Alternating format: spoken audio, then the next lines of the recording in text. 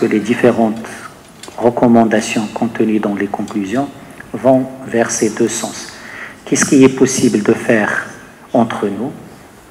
Nous avons toujours considéré d'abord que l'essentiel de la migration africaine se fait en Afrique, et deuxièmement parce qu'il y a un homework à faire au sein du continent africain en termes de réglementation, en termes de coordination et en termes de décisions importantes à faire prendre.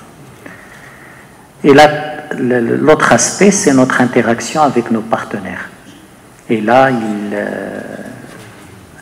s'il n'y a pas une action concertée, s'il n'y a pas une action conjointe, si l'Afrique ne parle pas d'une seule voix, nous allons minimiser l'impact de cet atout qui est la diaspora africaine. Il est fondamental qu'on arrive à tenir un discours clair, un discours argumenté avec nos partenaires où la diaspora réside, particulièrement en Europe et en Amérique du Nord.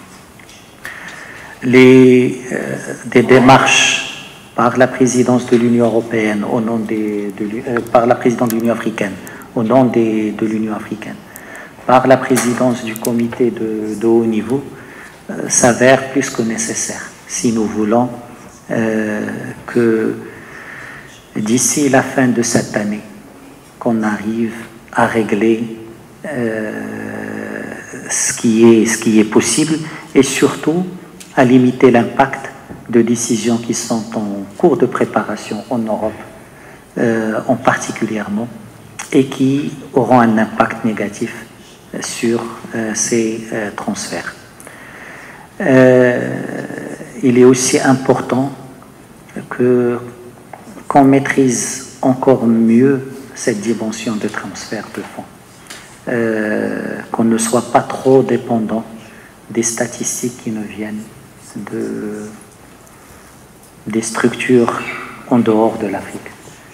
Tant que la littérature, tant que les statistiques et les données ne proviennent pas du continent, qu'on soit juste des consommateurs, peut-être on perd beaucoup d'angles d'analyse et d'action par rapport à cette problématique. Et là, je pense que l'Observatoire peut jouer un rôle important en tant que structure de l'UA en charge de l'analyse, du suivi, de l'étude de la problématique de la migration africaine.